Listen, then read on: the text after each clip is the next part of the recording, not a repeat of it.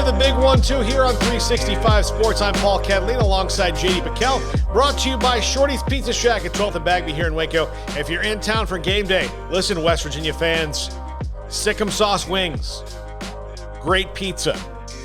Got to go and try it. Great drink specials. It's an 11 o'clock game, so you'll have plenty of time to go to Shorty's well, not before, but after the game, you'll have plenty of time to hang out at Shorty's after the game. So if you're from West Virginia and you're in town for the game, please check out Shorty's Pizza Shack, shortyspizzashack.com.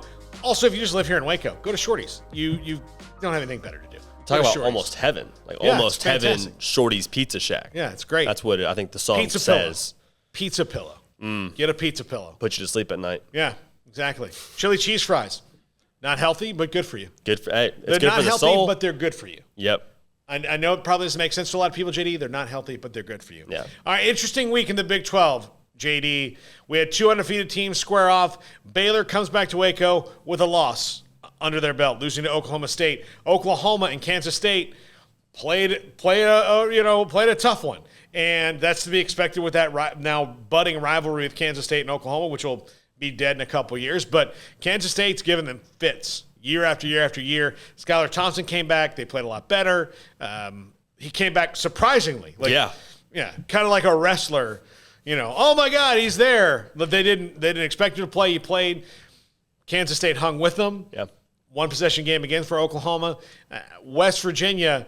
Got to talk about West Virginia and what happened with Texas Tech. Here we are kicking dirt on Matt Wells, and he pulls off a win. Yeah. May still need to talk about kicking some dirt on him because they still don't have much of an identity, but West Virginia has some new problems, or maybe their one problem is just getting worse and worse and worse, and they might need to pull the trigger on something. But, kind of a crazy week in the Big 12, and, of course, Texas gets the win over TCU. TCU might have some problems that we didn't see before. 2 losses, defense not looking good 2 weeks in a row with SMU and against Texas. Thoughts early on the Big 12 week that was? I'm not so sure we didn't miss the script on what Oklahoma was going to be this year, because going into the year, everyone says Oklahoma is going to be undefeated, they're going to run the table, they're going to go to the playoff, this, that, and the other.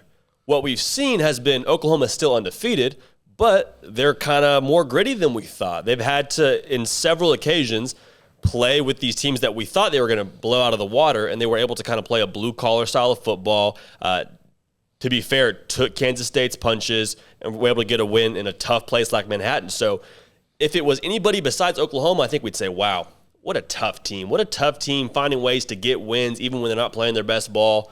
So in that way, I think maybe Oklahoma isn't who we thought they were per se, but they are still, I think, a really good football team, and we're going to find out a lot about them this week in the Red River rivalry. Yeah, my thoughts are Oklahoma State is a team that we have to think about because their defense is legitimately that good. Their offense is not really that great.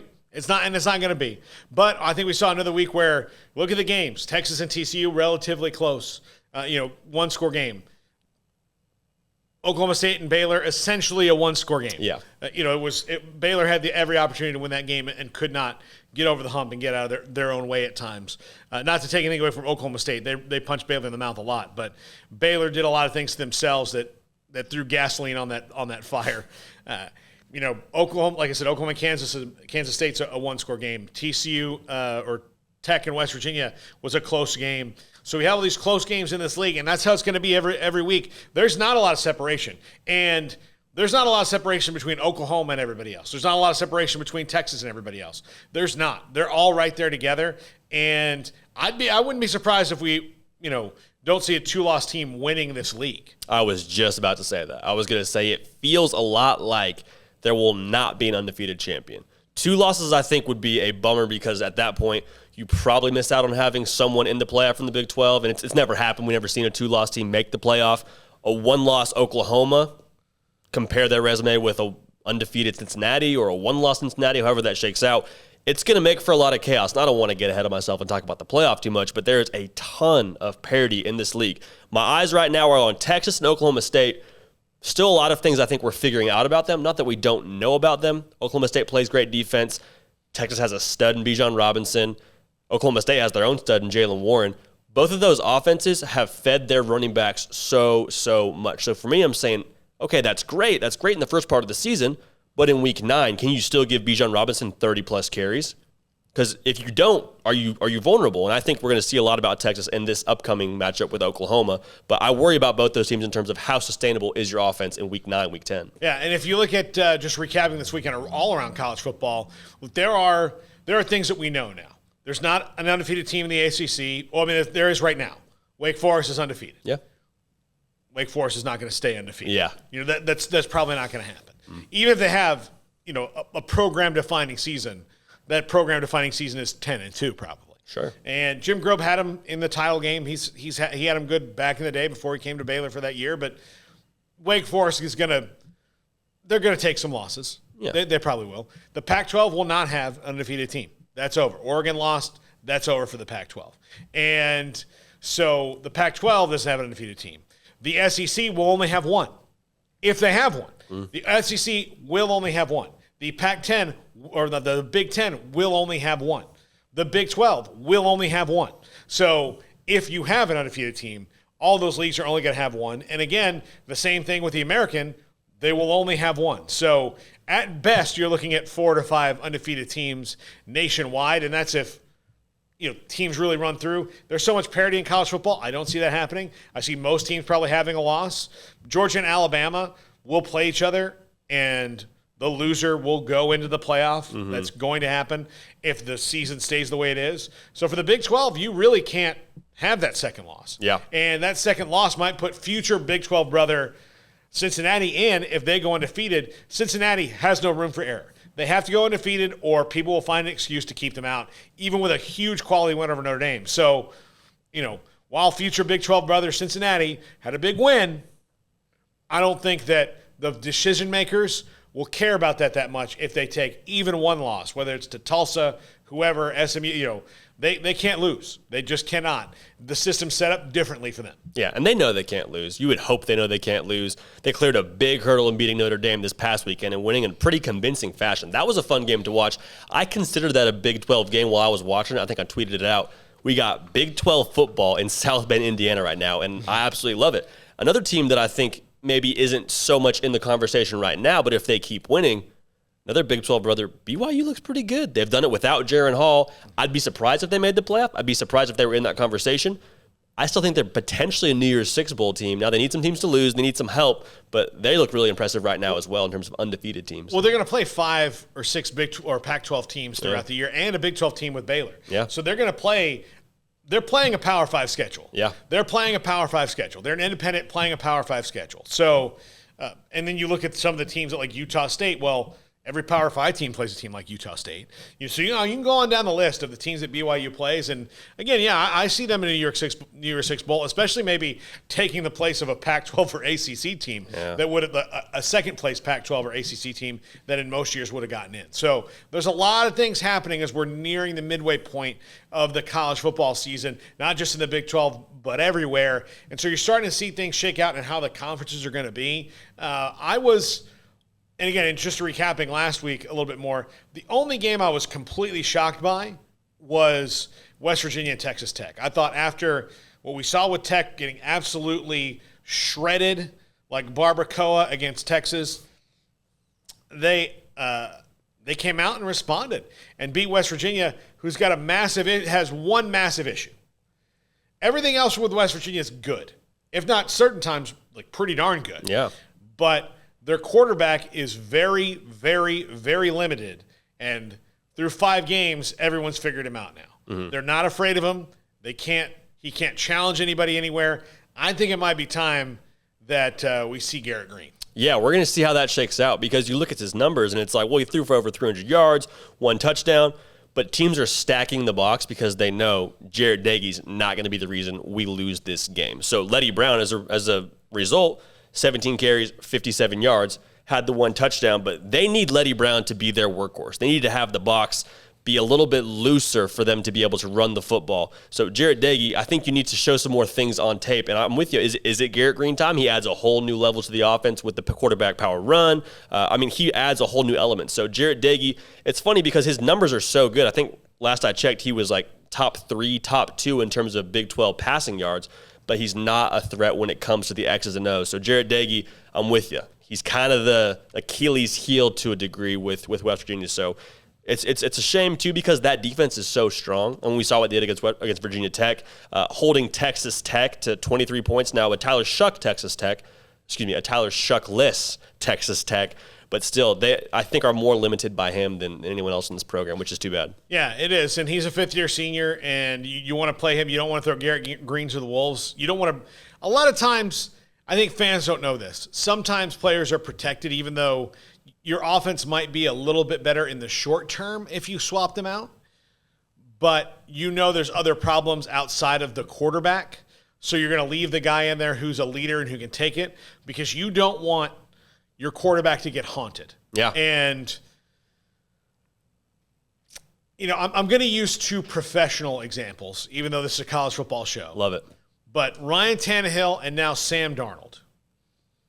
Ryan Tannehill and Sam Darnold, highly drafted guys who have found career renaissances with their second team.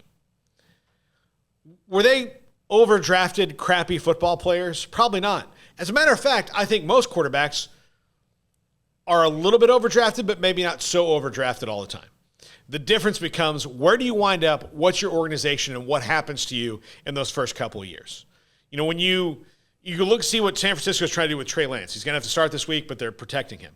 They go to someplace, Joe Brady, who was at LSU with Joe Burrow, he's turned Sam Darnold into a pretty darn good quarterback pretty quickly. Ryan Tannehill goes with Arthur Smith there. He's good. So sometimes you don't want your quarterback to see ghosts. And there are many quarterbacks, college, pro, or otherwise, who got thrown in there too early, and they're always going to see a ghost. Mm-hmm. They're always going to see them there. They're never going to get over it because it went so poorly for them early because something else wasn't there. It wasn't just the quarterback. It was something else, and they weren't put in a position to win. So they become bad or flops or busts or whatever you want to say, and it's not necessarily their fault. It's just a situation they were thrown into that no one was ready for. There is such a thing as playing too early, and Kyler Murray even said that in an interview not too long ago. He said, I wasn't ready to be the starting quarterback when I was at Texas A&M. I was, but I had no business being the man at that point in my career. I had too many things I had to work on. I had too many things I had to understand about the game, about the college game specifically. So going to Oklahoma, sitting behind a guy like Baker Mayfield, salvaged his entire college career. Now, he still would have had a great college career. I have no doubts about that. But winning the Heisman Trophy and having the season he did his final year in college, I don't think that happens without him being able to sit behind a guy like Baker Mayfield. Well, his team would have had 4 losses because they would have had a great offense but couldn't stop anybody on defense because that's what Kevin Sumlin did when Kyler Murray was at Texas A&M. I was at Kyler Murray's first start, and it was one of those things where you're like, man, this kid is amazing. But they have got to do something about, there's a lot of these things where you are super athletic, but nobody's that athletic. Mm-hmm. He was playing like he thought he was Spider-Man at times. Yeah. You're not Spider-Man. He's close. He's very close. But you're not actually Spider-Man. Yeah. You're going to have to be human. And the other thing is, you think you're Spider-Man, there's another guy who thinks he's Spider-Man over there who's going to put his helmet right here and get you. So those are things I think that's maybe why Neil Brown hasn't pulled the trigger yet because, Jarrett Doege, I wouldn't get lost in the numbers with him. I would look at situational times where Letty Brown is not going to be a factor. It's third and longer than they're going to give the ball to Letty Brown, and Jarrett Doege has to make the throw to keep them in the game. He's not doing it. He's not doing it. Absolutely. And it's the reason that Letty Brown's not a factor because they're daring Jarrett Doege to throw the football. And when your quarterback's being dared to throw the football, it's hard to get anything going offensively. You're playing left-handed as an offense, especially for West Virginia, a team that wants to make it a priority to pound the rock and feed Letty Brown. 17 carries, 57 yards to go back to that number. That's not winning football for the Mountaineers. Yeah. Well, only 3 games to talk about this week in the Big 12. We'll do that in the next segment. West Virginia, Baylor, TCU, and Texas Tech. That's bounce back week for TCU, they hope. Or Texas Tech might be able to get on a roll. They hope 2-game winning streak for them inside the conference would be nice. And, of course, the big one, the Red River rivalry, a game that a couple years from now we won't even be talking about because it won't be a Big 12 game anymore. This is the Big One, too, brought to you by Shorty's Pizza Shack on 365 Sports.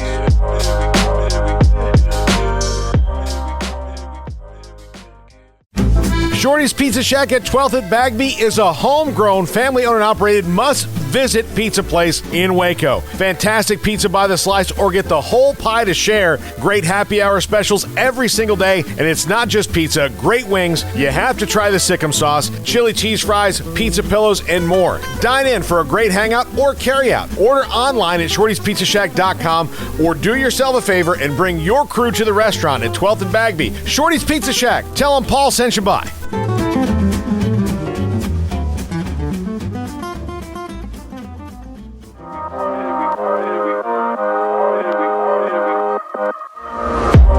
Welcome back into the Big 1-2 here on 365 Sports. Please like and subscribe when you get a chance. Look, if you watch a video, you should like it. That's what you should do. That's just YouTube etiquette.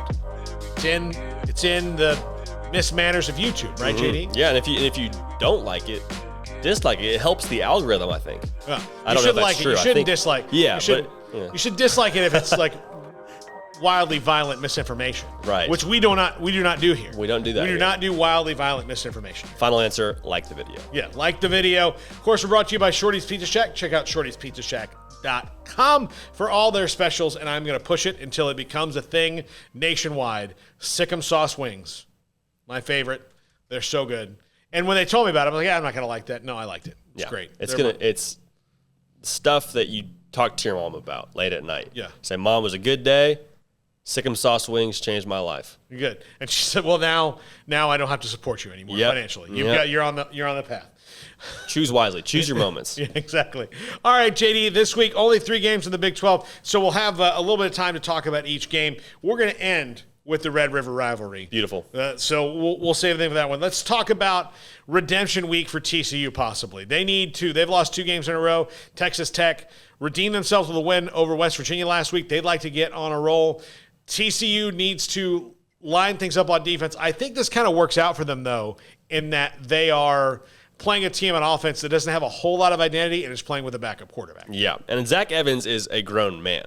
Like, Zach Evans is the best running back in college football that we're not talking about because of the conference, too. You got Bijan Robinson, you got Breece Hall. He is amazing. He had like 13 carries for 115 yards last week, and nobody cared because they lost. I mean, he is an absolute specimen. He's going to pop off again this week against Texas Tech. Have zero doubts about that. Max Duggan looks like he's improving. Was 20 for 28 last week. He was pretty efficient. He wasn't necessarily a game breaker for them, but he did enough in the passing game, I think, for them to have hopefully some more faith in him into this game.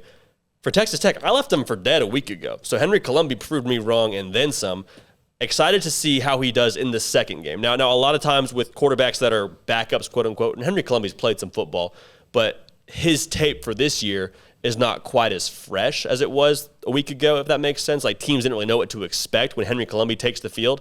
I think he regresses back to the mean this week, and I think TCU has a field day. The defense isn't going to be what they need it to be long term, but it's good enough to win in this game. Well, and look, Gary Patterson's got something he's got to get right in a hurry, and he's the defensive mastermind of that team, one of the defensive masterminds in college football. So I think TCU gets right this week. It may not be pretty. I don't think they're going to win a lot of pretty games, but, Duggan's getting better. Zach Evans is there. Maybe give him the ball a little bit more, take some pressure off that defense. Of course, Doug Meacham called a timeout last week on a play they were going to score a touchdown on. So, they've got to get some things right there. I'm sure that did not go well for Doug Meacham. Gary Patterson does not react to things in a rational and calm manner. So it's probably not going to go for him. All right, Baylor and West Virginia, both teams coming off losses. Baylor, a lot of self-inflicted wounds. West Virginia, I guess you could say self-inflicted wounds, but their problem is, we talked about Jarrett Dagey. I don't want to be West Virginia this week bouncing back because Baylor had a lot of maturity issues. And we saw Dave Aranda be very stern about that in his press conference, both after the game and again this week. So it's something they're going to work on. He's got someone to make an example of in Matt Jones, who committed a 15-yard penalty late in that game, out of bounds, and actually had to be restrained on the play before that, inbounds. And I think if the coaches had seen it, they would have pulled Matt Jones out before then. They didn't. And he benched him. He sent the message, the team has to grow up. And I think we maybe see them take the training wheels off of Gary Bohannon a little bit. Yeah, that would be phenomenal to allow him to uncork it some more. I think a lot of that depends on how much of the running game can you get going, because we saw, honestly, I juxtaposed the Oklahoma State game and the Iowa State game. The stat lines look pretty similar. Baylor's still trying to run the football, similar amount of success. The only difference in this game was they didn't have that Treston Ebner kick return to kind of offset some of their field position, as well as the punt return, which put them in good spot to get 3 more points. So the offense, I don't think, is worlds apart from where it was against Iowa State when they played Oklahoma State. The thing that I want to see is how much does this Baylor team take it personal they lost a week ago? Because for the first time in his tenure in Waco, we see Dave Aranda being stern with his football program. And I think that says to me, okay, Dave Aranda expects more from his team, because last year it was Dave Aranda's Mr. Nice Guy, team's going through a lot, they're going to be okay, very, very patient. Now he's saying, no, you know better. You're better than how you played against Oklahoma State. That's not the standard we set. So for me, I'm like, heck yeah, Dave, let's get it rolling then, baby. So I want to see the offense pick up a little bit better in terms of being able to get a push on the offensive line. And like you said, let's see Garen wheel it out, baby. Let's see Gary Buchanan make an appearance. Yeah. He's got the potential. I think they've kept the training wheels on, and probably wisely so. Last week, they probably should have let them off, but there were other things going on in that game. Dave Aranda admitted, JD, you and I talked about this in the postgame show last week about Dave Aranda. It's the first time ever in that stadium, it's as a head coaching staff, and he said, look, we were not ready for some of the things that were going on in the stadium at that moment, because it's not something you can't recreate it. It's not something you can put a virtual, like everybody put on VR headsets and we're going to be at Boone Pickens. Yeah. It doesn't work that way. He admitted that. We actually got a text criticizing us after that, saying, like, what does that mean? The coaches will admit it. It's so, like, when you have the sidelines that close to you and that noise and all those things at you, the first time out, there's no playbook for, turn to page 11 of the manual. This is how you combat that. Handling crowd noise, chapter 17. Yeah. These kids with these paddles that are giving me a headache incessantly. The only thing you can do, to T. Boone Pickens Stadium to stop that is jump their ass. Honestly, that's what you have to do. Yeah. I was there a couple years ago in 2019, first part of the game, loud. Baylor jumped all over them, and then it's just one kid going, "We can do it, guys!" Just some inebriated college kid. Yeah, they're like, "Shut up, Greg." Not now, Greg. We're losing. Oh, I didn't know about that. Sit down. That's how it goes. So I expect to see the coaching staff grow this week and the players grow this week. I think Baylor's got more going for it. Bohannon versus Daggy, to me, is the biggest difference in this game when you match them up. Both defenses are pretty good. Running backs are both pretty good. Skilled players on the outside. Maybe Baylor has a slight edge on that. But Bohannon, better than Daggy. I think that's the difference in that in the game this week, if that holds. I would side with you. And backtracking to Dave Aranda a little bit there, people say, well, this can't be a new environment for him. He's been in the SEC. He's gone into Bryant-Denny. He's gone into Arkansas. He's gone into all these different places. He's gone to Oxford. No way, Stillwater's more difficult than that. Maybe, maybe not. That's not for me to say. But he hasn't done it as the head coach. And to be in a spot after an enormous win the week before, to have to get his team back focused, to get back right, to play in a tough place like Stillwater, like that was a new thing for him. It's different being a coordinator and being the head coach who is, quite frankly, the psychologist for the entire team. And so I think that was a big thing for him, and they'll be better for that in the long run. But I think you saw some of that there. But go ahead. It's different as head coach, but also remember that the crocodile hunter got killed by a stingray, not a crocodile. So you can say, listen, this guy's wrestled crocodiles and Komodo dragons and all kind of snakes and lizards, but never a stingray, and the stingray got him. Gosh, that got dark for a second. It did get dark, but I'm just telling you. True. It's true. Yeah, that's how that happened. So until you've experienced it, you don't know everything it's going to throw at you. Mm-hmm. All right, let's go to the Cotton Bowl this week. State Fair of Texas, Red River Rivalry, corny dogs, deep fried everything. This is an event. Folks, if you have not been to the Red River Rivalry, and listen, I know if you watch me on Sigum 365 Radio, I know that you know how I feel about the University of Texas, and I will not stop making fun of them until the day I die. As a matter of fact, the last thing I say might be a joke about the egos at the University of Texas. It might be that. But this is a great sports event. Not just college sports, it's a great sports event. And if you can find your way to get to the Red River Rivalry, you need to do that once in your life and chalk that off your sports bucket list because it is awesome. And this one is finally a good game on the outset. The last few years, Oklahoma's been really good. Texas has not been. Now, Texas has snuck up and got, a win here or there, but Texas has been so mediocre over the years. Last year's game was great, went into overtime. Oklahoma won on defense. This is a game that's usually always really good, and these are two teams now that are trending in the upward direction for the first time at the same time in a long time. And I'm really interested to see, okay, Oklahoma, you've played a lot of tough teams, a lot of, for the most part, gritty teams. This is a good football team that you're going to have to play against. There is no more, Kansas State is phenomenal. I have all the respect in the world for Kansas State. They don't have the athletes. They don't have the players that Texas has. And so, Texas, this is your shot. Oklahoma is not down by any means, but they're not the world beaters we thought they were. So I'm really interested to see, one, Oklahoma, do you rise to the challenge? Are you going to keep with that trend of playing to your competition? And for Texas, can you put it together offensively and be able to score with Oklahoma? Because I think that's what it'll come down to. I think it will be a little bit of a track meet and I don't think either of these teams are going to be able to stop the other offense, especially because of this environment. Both coordinators, both quarterback coaches, both head coaches will be getting after it, and I think be pretty aggressive on the early going.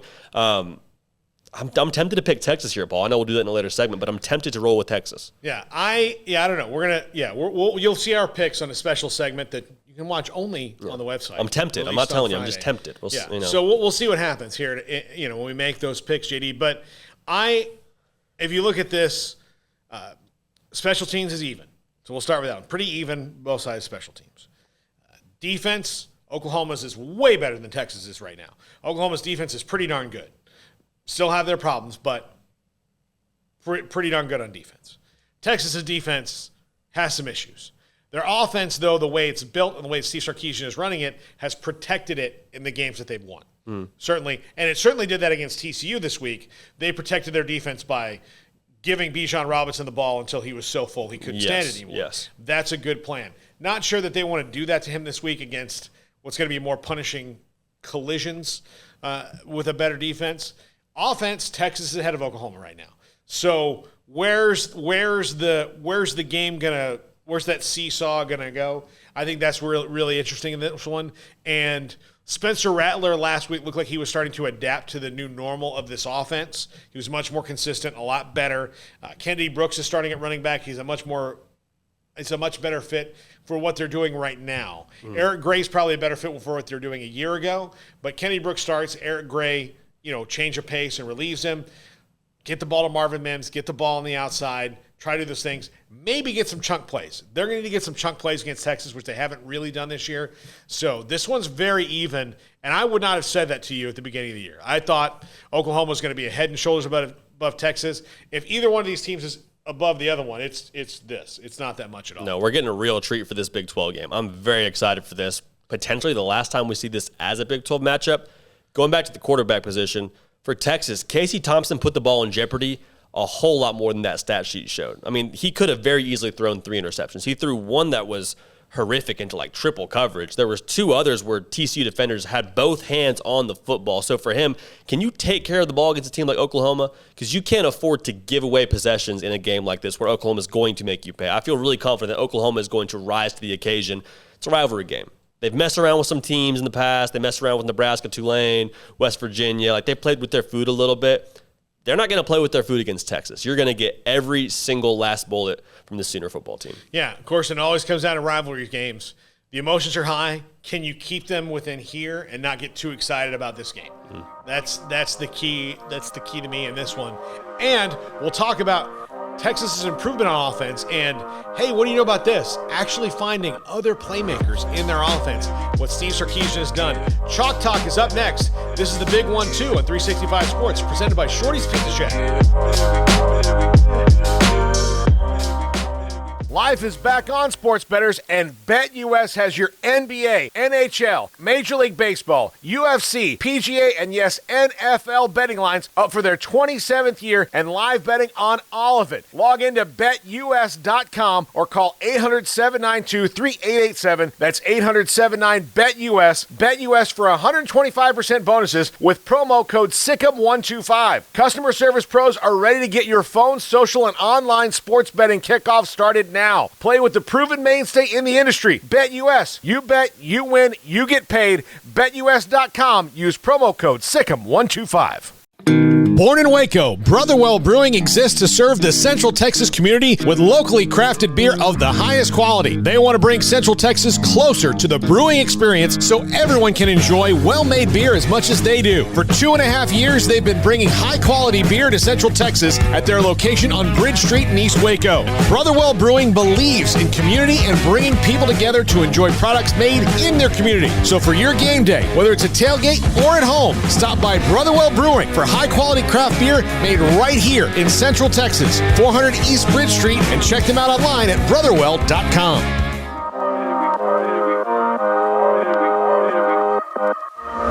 Welcome back into the Big 1-2 here on 365 Sports. Please like and subscribe to our channel and to CFB with JD. Like and subscribe to everything. What are you doing in life that's so important that you can't like and subscribe? I don't like your attitude right now. I think you need to change it and like and subscribe.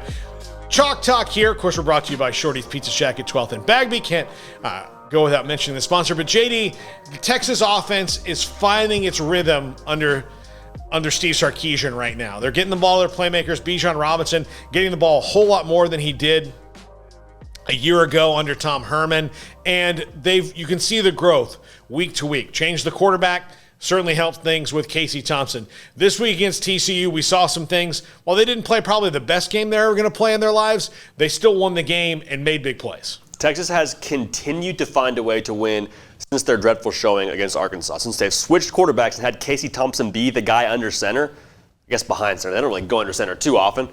They've looked like a different team, and they've done a phenomenal job of capitalizing on playmakers in space and being able to get Bijan Robinson, the ultimate playmaker, the ball a whole lot. And so what Sark wants to do is a lot of RPO stuff. We visited this before in Chalk Talks, but it showed itself a lot in the TCU game. So right here, for example, Bijan Robinson is your primary option with the football.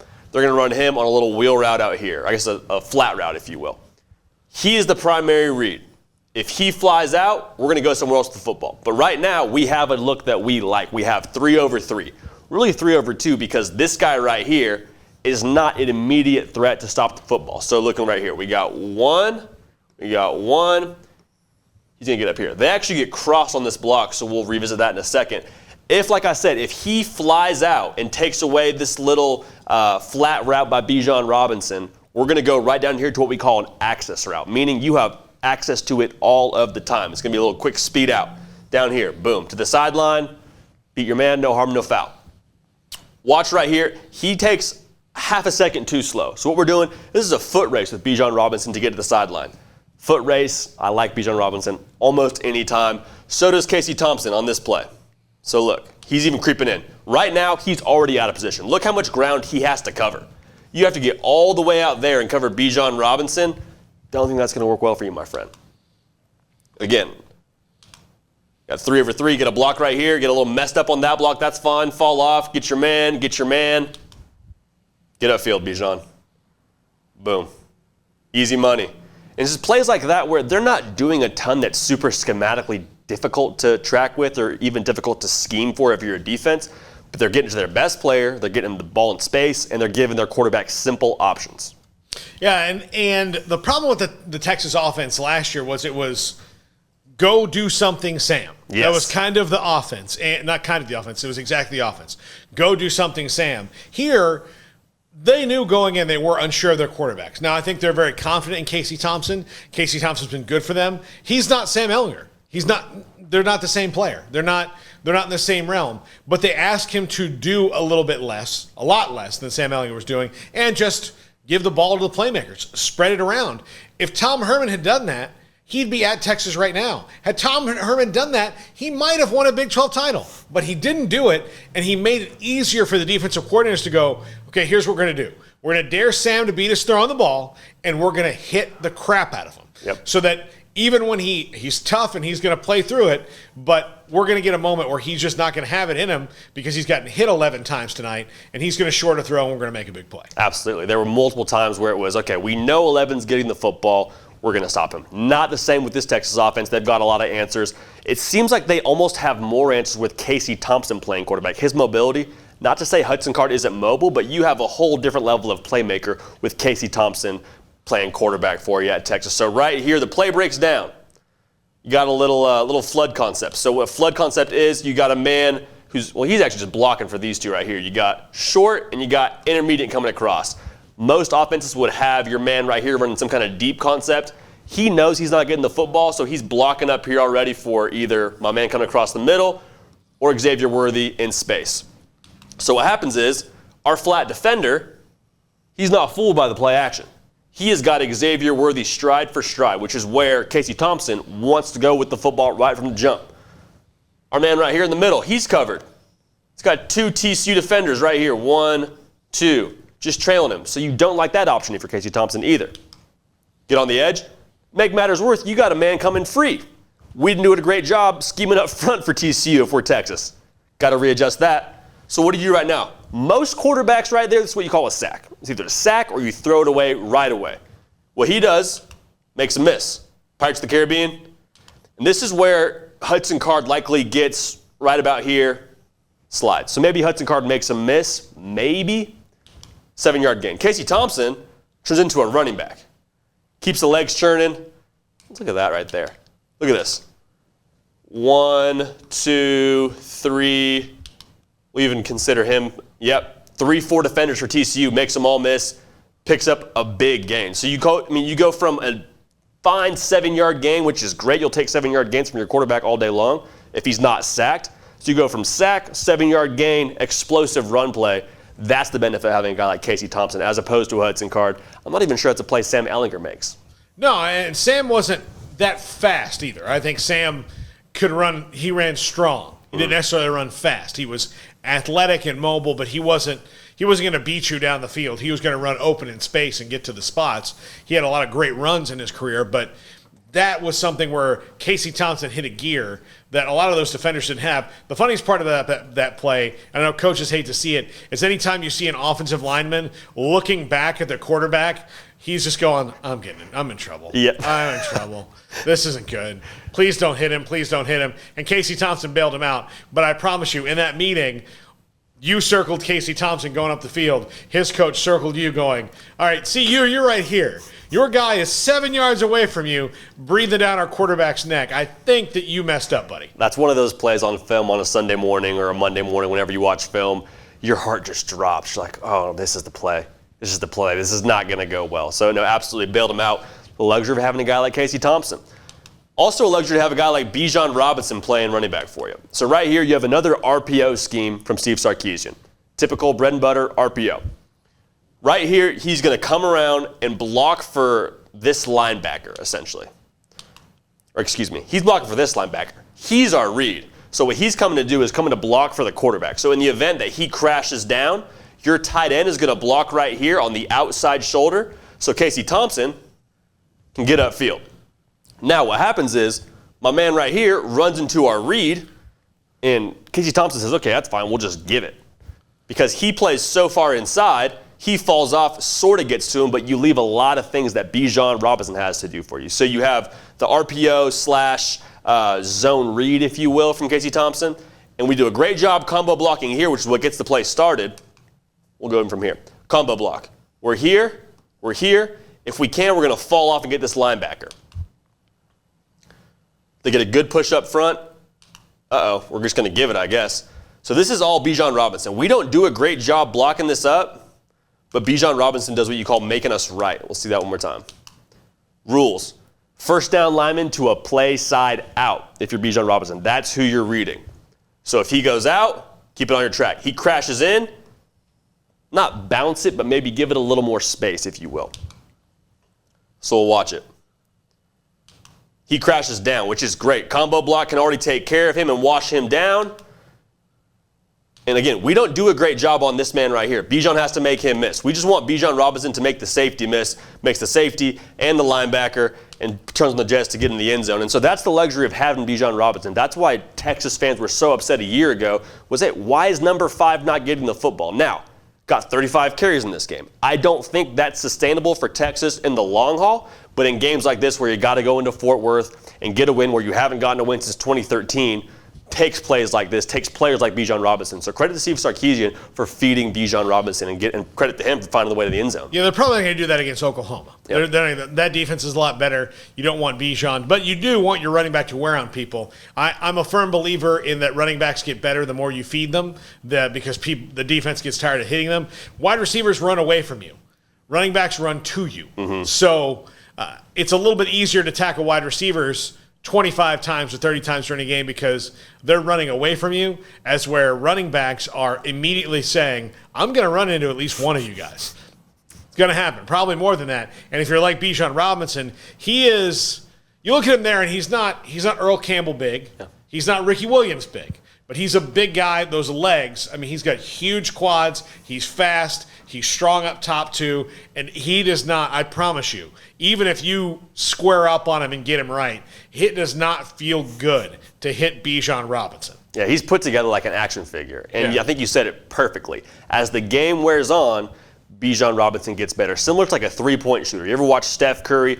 He's making a lot more of those once he gets into rhythm, similar with Bijan Robinson. Those 3-yard gains in the first half turn into 7, 11, 15, home run kind of plays. And so the fact he's able to get into rhythm, Texas is allowing him to get into rhythm, does wonders for this offense. And I love the RPOs it does for him as well. It takes a lot of pressure off of him. Yeah, running backs are like gremlins. You got to feed them after dark. You just got to go, and they multiply. I like that. I'm going to reload that for a future segment. Right here, we mentioned the RPOs taking pressure off of Bijan. Steve Sarkisian does it again. The RPO scheme, we're going to run what's called a zag motion or return motion or whatever you want to call it. Xavier Worthy's going to come down here and going to zag in and out. What we're trying to do here, influence my man here, influence your flat defender right here so he's not able to run up on the inside zone. Now, we're still going to read this. If he stays with the run play, if he comes in and tries to influence the run, we'll fast forward as we can see, y'all. If he wants to come in and try and play the run right here, he's going to pull it and get it out to Xavier Worthy in the flat. He doesn't. He stays with Xavier Worthy. So he's man coverage right here. He says, if someone's scoring, it's not number 8. That's fine because we got Bijan Robinson, and it's about, 3-4 yards here to the end zone? Combo block, he's going to go ahead and buck block on this defensive end. Whenever I say a combo block, that means you have both the center and the guard comboing on that defensive lineman. You're pushing him until you get some space. Then the guard's going to fall off. When I say fall off, getting off of that block and help him with the linebacker. Again, it's not blocked up perfectly here, but you only need 4 yards, and Bijan Robinson likes to hit the squat rack. So again, he's out here. Muscle in, big boy. Get in there. Let's look at that again.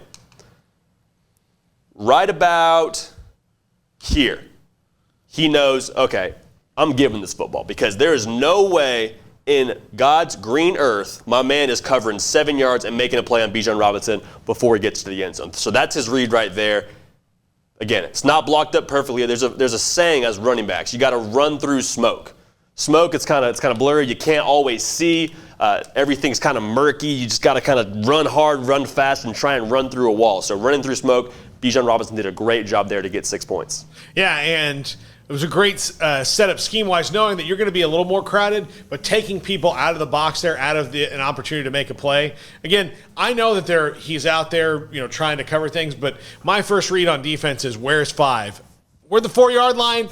Where's 5? Yeah. Where's Bijan Robinson? I'm just going to run at him, and if they yell at me, then fine. That's what I do at the 4-yard line. Yeah, in TCU it felt like was in position a lot of the time, but Bijan Robinson is 1, a man, and 2, they probably have some problems in Fort Worth with the whole tackling situation. Probably seeing more live football this week, I would imagine, if you're TCU during practice. For those that aren't aware, live is like the tempo during practice.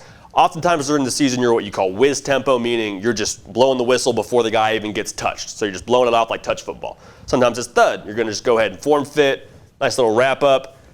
TCU can't afford to do thud or whiz this week. They got to get some live football plays under their belt to get more comfortable. All right. Well, JD, great stuff again out here on Texas. And are we back to the front or we have one more? Man, we got one more play for you. The grand Okay. finale, the straw that broke the camel's back. Jordan Whittington, a guy Texas fans are excited about, and for good reason. He's got a ton of talent. Been injured a lot. And for this year, this RPO scheme, I think Sark's offense is doing a great job getting the football, getting him a chance to succeed. So right here, we saw this same play before we even jumped into the regular season. We were breaking down Alabama and Sark's offense. Simple RPO. Jordan Whittington, we call that a bang 8, meaning it's a very quick post. He's going to take 3 steps, get some width. If he's open, we're throwing the ball. Reed is right here. If you want to try and tackle Bijan Robinson, which I don't blame you for TCU, you've been trying all day, haven't had much success. They've given him the ball upwards of 30 times probably at this point in the game. But if he steps up, throwing it right past your ear, pal, boom. We know already. He's already up here, engaged with an offensive lineman. Get it to your man Jordan Whittington with all of this real estate. And that's what you get when Bijan Robinson has a phenomenal day at the office. You get big windows like this on the RPO game. So Casey Thompson, cool, calm, and collected, delivers a strike. Jordan Whittington, see ya. Strike up the band. Game blouses for Texas. Game blouses, absolutely. And look, you can see these things. Texas and OU this week. Super interesting to see which team really is where, but this Texas offense is growing. Oklahoma's offense maybe took some steps forward this week, JD, but going to be interesting to see in the Red River rivalry this weekend in the Cotton Bowl who comes out on top and if this offense is really for real against a good Oklahoma defense. Yeah, that's tough to say, too, Red River rivalry. Yeah. I keep used to be tripping Red over River it. shootout, but then... Much easier to say. Yeah. Much easier to say. Yeah, but then, we have politics. to do alliterations and whatnot. Marketing. Politics, marketing, all that happened. Thanks for watching the Big 1-2 here on 365 Sports. Again, please like and subscribe to not only this channel, but CFB with JD and our 365 Sports YouTube channel and any other channels that we decide to come up with. I'm sure Jack will get a soccer channel here soon enough if he gets his way. And he can pout with the best of them. Thanks to Jack McKenzie. Thanks to Armstrong Sims. And especially thanks to Shorty's Pizza Shack for their sponsorship. Check out shortyspizzashack.com for the daily slice board and all their great specials all week long. For JD Piquel, I'm Paul Catalina. Have a great football week, everybody.